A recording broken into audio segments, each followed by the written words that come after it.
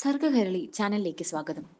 ഇന്ന് വിജയാശാന്തൻ കോമളപുരത്തിന്റെ ഒരു പ്രളയകാലത്ത് എന്ന കഥയുടെ മൂന്നാം ഭാഗം കേൾക്കാം. അവതരണം ഗായത്രി ജഗദീശൻ. ഞാൻ പറമ്പിലൊക്കെ ചുറ്റിക്കറങ്ങി നോക്കി. ഞങ്ങളെ പോറ്റിയ കണ്ടം ഉണങ്ങി വരണ്ട് കിടക്കുന്നു.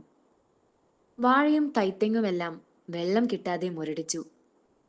തുലാം 10 കഴിഞ്ഞിട്ടും മഴ എത്തിയില്ല. അമ്മയ്ക്ക് മോട്ടോർ ഓണാക്കി നനയ്ക്കണമെന്നുണ്ട്. പക്ഷേ അമ്മയുടെ ആരോഗ്യം സമ്മതിക്കില്ല. അടുക്കള ജോലി ചെയ്യുന്നത് തന്നെ വളരെ ബുദ്ധിമുട്ടിയാ. അതുകൊണ്ട് തന്നെ ചേച്ചിമാർ വരുമ്പോൾ എനിക്കും അമ്മയ്ക്കും ആദ്യാണ്. ഉടനെ എങ്ങാനും തിരിച്ചു പോകുമോ? ഒരു ശങ്ക. അവർ രണ്ടുപേരും തിരികെ പോകുന്നത് വരെ വിരുന്നൊരുക്കണം.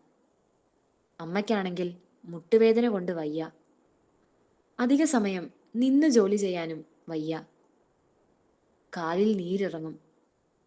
പണ്ട് ചേർത്തല, ആര്യക്കര, മണ്ണഞ്ചേരി എന്നിവിടങ്ങളിൽ നീരുള്ളവർ ഉണ്ടായിരുന്നു. ഇപ്പോൾ കൊതുക് പരത്തുന്ന ആ മന്തുരോഗം ആർക്കുമില്ല.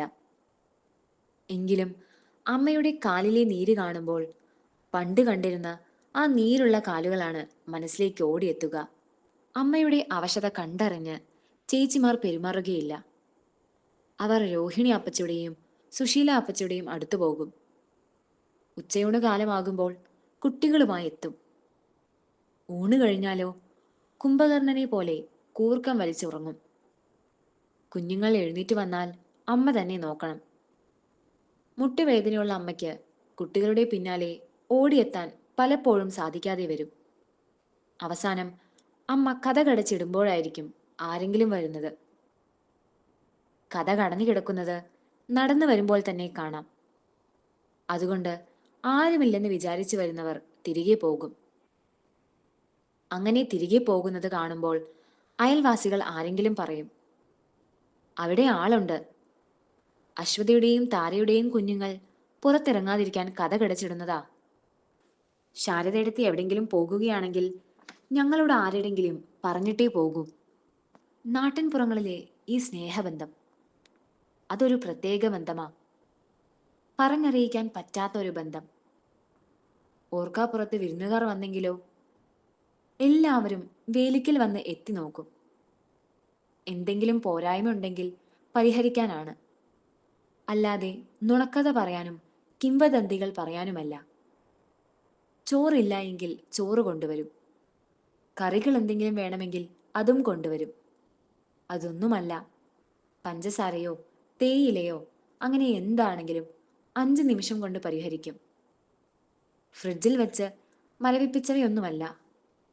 എല്ലാം നല്ല ഫ്രഷ് ആയിരിക്കും. ചില വീട്ടിലൊക്കെ ഫ്രിഡ്ജ് ഉണ്ടെങ്കിലും ആരും അങ്ങനെ ഉപയോഗിക്കാറില്ല. എല്ലാവർക്കും അതൊരു കാഴ്ചവസ്തു മാത്രം. അമ്മ എപ്പോഴും പറയും, ദൂരെയുള്ള ബന്ധുക്കളെക്കാൾ അടുത്തുള്ള നാട്ടുകാരാണ് അടിയന്തര ഘട്ടങ്ങളിൽ ഉപകരിക്കുക എന്ന്. അമ്മ പറഞ്ഞത് 100% ശരിയാണ്. അന്നെനിക്ക് 6 വയസ്സ് പ്രായമേ ഉണ്ടായിരുന്നുള്ളൂ. സ്വാതന്ത്ര്യ ദിനത്തിന്റെ അന്ന് സ്കൂളിൽ നിന്നും പതാക ഉയർത്തലും ആഘോഷങ്ങളുമൊക്കെ കഴിഞ്ഞ് വീട്ടിൽ വന്നപ്പോൾ കാണുന്നത് അച്ഛനെ ആരൊക്കെയോ താങ്ങിപ്പിടിച്ച് ഓട്ടോയിൽ കയറ്റി കൊണ്ടുപോകുന്നതാണ്. മറ്റൊരു ഓട്ടോയിൽ പാറുമ്മയും ശാന്തയിടത്തെയും കൂടി അമ്മയെ താങ്ങിപ്പിടിച്ച് കൂട്ടിക്കൊണ്ടു പോകുന്നു. അപ്പുറത്തെ രേവതി ചേച്ചി എനിക്കും ചേച്ചിമാർക്കും ഭക്ഷണം വിളമ്പുന്നു. കഴിക്കാൻ മടി കാണിച്ച ഞങ്ങളെ സമാധാനിപ്പിക്കുകയും നിർബന്ധിച്ച് ഭക്ഷണം കഴിപ്പിക്കുകയും ചെയ്തു. 2 ദിവസം കഴിഞ്ഞാണ് അച്ഛനെ കൊണ്ടുവന്നത്. അച്ഛൻ വളരെ അവശനായിരുന്നു. സംസാരിക്കാൻ പോലും ബുദ്ധിമുട്ടായിരുന്നു. അച്ഛനെ ശല്യം ചെയ്യാതെ ഞങ്ങൾ നോക്കിക്കണ്ടു. അടുത്ത ദിവസം പതിവ് പോലെ ഞാനും ചേച്ചിമാരും സ്കൂളിൽ പോയി. പോകുന്ന വഴി മാമനെയും മാമിയെയും കണ്ടു. മാമനും മാമിയും അടുത്തെത്തിയപ്പോൾ ഞാൻ അവരുടെ കൂടെ വീട്ടിലേക്ക് പോകാനൊരുങ്ങി. അപ്പോ മാമൻ എന്നെ തടഞ്ഞുകൊണ്ട് പറഞ്ഞു, മോൻ സ്കൂളിൽ പോയിക്കോട്ടോ. മോൻ സ്കൂൾ വിട്ട് വന്നതിനു ശേഷം മാത്രമേ മാമൻ പോകൂ. മാമൻ അങ്ങനെ പറഞ്ഞെങ്കിലും എനിക്ക് അത്ര വിശ്വാസം വന്നില്ല. അങ്ങനെ പറഞ്ഞ് പല പ്രാവശ്യം എന്നെ പറ്റിച്ചിട്ടുണ്ട്. എന്റെ മുഖത്തെ ഭാവവ്യത്യാസം കണ്ടിട്ടാവാം മാമൻ വീണ്ടും പറഞ്ഞു, മോനെ നാഥ, പോയിട്ട് വാ. മാമൻ പറ്റിക്കാൻ പറഞ്ഞതല്ല. മോൻ വന്നിട്ടേ മാമൻ പോകൂ. എന്നെ വിശ്വസിപ്പിക്കുവാൻ മാമിയും പറഞ്ഞു. നാഥൻ വന്നിട്ടേ ഞങ്ങൾ പോകൂ. എന്താ, ഇപ്പോ വിശ്വാസമായോ? ഉം. മാമൻ എൻ്റെ നെറ്റിയിൽ ഒരു മുത്തം തന്നു. എന്നിട്ട് പറഞ്ഞു, വേഗം ചെല്ല്. ചേച്ചിമാർ മോനെ നോക്കി നിൽക്കുന്നത് കണ്ടില്ലേ? ഞാൻ മാമൻ പോകുന്നുണ്ടോ എന്ന് ഇടയ്ക്കിടയ്ക്ക് തിരിഞ്ഞു നോക്കിക്കൊണ്ടാണ് നടന്നത്. ഉച്ചയ്ക്ക് സ്കൂളിൽ നിന്നും പയറും കഞ്ഞിയും കിട്ടുമായിരുന്നു. ഇപ്പോൾ കഞ്ഞി മാറ്റി ചോറാണ് കൊടുക്കുന്നത്. 3 കൂട്ടം കറികൾ കാണും. സാമ്പാർ അല്ലെങ്കിൽ പുളിശ്ശേരി, ഒരു തോരൻ അല്ലെങ്കിൽ മെഴുക്കുപുരട്ടി, പിന്നെ ഒരു അച്ചാറും. മാങ്ങയോ നെല്ലിക്കയോ നാരങ്ങയോ ആയിരിക്കും. ഭക്ഷണം ഉണ്ടാക്കുന്നത് ഒരു ആൻറ്റിയാണ്, പ്രമീള ആൻറ്റി. സഹായത്തിന് പ്രമീള ആൻറ്റിയുടെ അമ്മയും കാണും. പ്രമീള ആൻറ്റിക്ക് 2 മക്കളുണ്ട്, ഒരാണും ഒരു പെണ്ണും, അപ്പുവും കൃഷ്ണയും. അപ്പു താര ചേച്ചിയുടെ ക്ലാസ്സിലും കൃഷ്ണ ചേച്ചി അശ്വതിയുടെ ക്ലാസ്സിലുമാണ് പഠിക്കുന്നത്. അശ്വതി ചേച്ചിയും കൃഷ്ണ ചേച്ചിയും ഭയങ്കര കൂട്ടാ. ഒരു ദിവസം കൃഷ്ണ ചേച്ചി പറഞ്ഞു, പ്രമീള ആൻറ്റി വളരെ കഷ്ടപ്പെട്ട ഉച്ചഭക്ഷണം ഉണ്ടാക്കുന്നതെന്ന്. സാധനങ്ങളൊക്കെ അളന്നാ പാചകം ചെയ്യാൻ കൊടുക്കുന്നത്. 1/2 കിലോയുടെ ഒരു പാക്കറ്റ് വെളിച്ചെണ്ണ 2 ദിവസം ഉപയോഗിക്കണം. അതുപോലെ തന്നെ തേങ്ങയും. 2 ദിവസത്തേക്ക് 3 തേങ്ങയെ കൊടുക്കൂ. അധ്യാപകർക്കും കുട്ടികൾക്കും ഭക്ഷണം കൊടുക്കണം. അല്പം ടേസ്റ്റ് ഒക്കെ വേണ്ടേ? എണ്ണയും തേങ്ങയുമൊക്കെ 2 ദിവസത്തേക്കും തികയാൻ വേണ്ടി പ്രമീള ആൻറ്റി സാമ്പാറും മോരുകറിയും മാറി മാറി ഉണ്ടാക്കും. മോരുണ്ടാക്കുന്ന ദിവസം എണ്ണ ലാഭിക്കും. സാമ്പാർ ഉണ്ടാക്കുന്ന ദിവസം തേങ്ങയും എണ്ണയും ലാഭിക്കും. അങ്ങനെ മെഴുക്കുപുരട്ടി ഉണ്ടാക്കാനുള്ള എണ്ണ കണ്ടെത്തും. അങ്ങനെ 2 ദിവസം 1/2 കിലോ എണ്ണയും 3 തേങ്ങയും ഉപയോഗിച്ച് പാചകം ചെയ്യും. കറിക്കൊന്നും ആരും കുറ്റം പറഞ്ഞു കേട്ടിട്ടില്ല. എല്ലാ ടീച്ചേഴ്സും സ്കൂളിൽ നിന്നാണ് ഭക്ഷണം കഴിക്കുന്നത്. പണ്ട് അധ്യാപകർ കഴിക്കില്ലായിരുന്നു. കഴിക്കുന്നത് കുറച്ചിലായിരുന്നു. ഇപ്പോ അതൊക്കെ മാറി.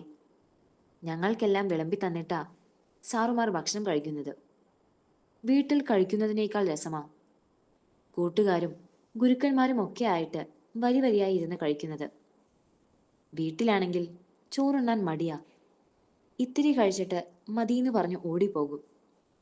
കഴിക്കാത്തതിന് അമ്മ വഴക്കും പറയും. ചിലപ്പോൾ വടിയെടുത്ത് പേടിപ്പിക്കും. എന്നാലും ഞാൻ കഴിക്കില്ല. സ്കൂളിലാണെങ്കിൽ തരുന്ന ചോറ് മുഴുവൻ കഴിക്കും. അതിനൊരു കാരണം കൂടിയുണ്ട്. എച്ചം ചോറുണ്ട് പോകുന്നവരെ ശ്രദ്ധിക്കും. പ്ലേറ്റിൽ ഒരു പിടി ചോറെങ്കിലും ഉണ്ടെങ്കിൽ അതുകൂടി തിന്നാതെ വിടുകയില്ല. ചോറ് കളയുന്നത് പാപമാണെന്നും ദൈവത്തിന്റെ അടുത്ത് ചെല്ലുമ്പോൾ ചോറ് കളയുന്നവരെ ശിക്ഷിക്കുമെന്നും അന്നം ദൈവമാണെന്നുമൊക്കെ പറയും. അതുകൊണ്ട് എല്ലാവരും തരുന്ന ചോറ് മുഴുവനും കഴിക്കും. എച്ചമ്മാണ് അവസാനം കഴിക്കുക. എച്ചമ്മന് ഒറ്റയ്ക്കിരിക്കുന്നത് ഇഷ്ടമല്ല. അതുകൊണ്ട് പ്രമീള ആൻറ്റിയും അമ്മ റാണി അമ്മമ്മയും എച്ചമ്മന്റെ കൂടെയാണ് ഇരിക്കുന്നത്. എല്ലാവരും കഴിച്ചു കഴിയുമ്പോൾ രുക്മിണി ടീച്ചർ വരാന്തയെല്ലാം വൃത്തിയാക്കും. ചിലപ്പോഴൊക്കെ ഓമന ടീച്ചറും ത്രേസ്യാമ്മ ടീച്ചറും കൂട്ടത്തിൽ കൂടും. മുതിർന്ന കുട്ടികൾ സഹായിക്കാൻ വന്നാൽ പറഞ്ഞു വിടും. നിങ്ങൾ പോയി കളിച്ചോ, ഞങ്ങൾ ചെയ്തോളാം. പ്രമീള ആൻറ്റിയും റാണി അമ്മമ്മയും കൂടി പാചകം ചെയ്യുന്ന പാത്രങ്ങളെല്ലാം വൃത്തിയാക്കി വെക്കും. അപ്പോഴേക്കും ബെല്ലടിക്കും.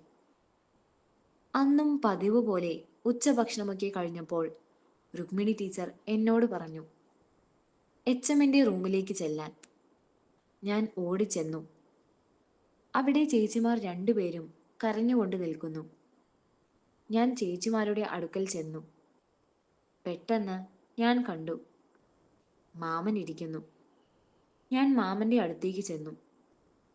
മാമൻ എഴുന്നേറ്റ് എൻ്റെ കയ്യിൽ പിടിച്ചു. എന്നിട്ട് ധൃതിയിൽ പുറത്തേക്ക് നടന്നു. പിന്നാലെ ചേച്ചിമാരും വന്നു. എനിക്കൊന്നും മനസ്സിലായില്ല. റോഡിൽ ഒരു ഓട്ടോ കിടപ്പുണ്ടായിരുന്നു. മാമൻ ഞങ്ങളെ അതിൽ കയറ്റി. വേഗം വീട്ടിലെത്തി. അവിടെ നിറയെ ആളുകൾ. ഒന്നും മനസ്സിലായില്ല. എന്തോ ഒരു അന്താളിപ്പ്. ഞങ്ങളെ കണ്ടിട്ടാവാം. അമ്മ ഉറക്കെ കരഞ്ഞു. ഞങ്ങൾ വീടിനകത്തേക്ക് കയറി. അച്ഛനെ കോടി പുതപ്പിച്ച് കിടത്തിയിരിക്കുന്നു. ചുറ്റിനും വിളക്ക് തെളിച്ച് വെച്ചിട്ടുണ്ട്. സാമ്പ്രാണിയുടെ രൂക്ഷമായ ഗന്ധം. എനിക്കെല്ലാം മനസ്സിലായി. എനിക്ക് കരച്ചിൽ വന്നു. അച്ഛനെ ഉറക്കെ വിളിച്ചു കരഞ്ഞു. മാമൻ എന്നെ എടുത്ത് പുറത്തു കൊണ്ടുപോയി. എല്ലാം ഇന്നലെ കഴിഞ്ഞതുപോലെ ഓർക്കുന്നു. അന്നു മുതൽ അമ്മ കഷ്ടപ്പെടുന്നതാണ്. അമ്മയോടുള്ള കടം ഈ ജന്മം വീട്ടാൻ പറ്റുമോ? ഇല്ല. ഒരു ജന്മത്തിലും അമ്മയോടുള്ള കടം വീട്ടാൻ ഒരു മകനോ മകൾക്കോ ഒരിക്കലും സാധിക്കുകയില്ല. ഈ കഥയുടെ അടുത്ത ഭാഗവുമായി വീണ്ടും കാണാം. നന്ദി, നമസ്കാരം.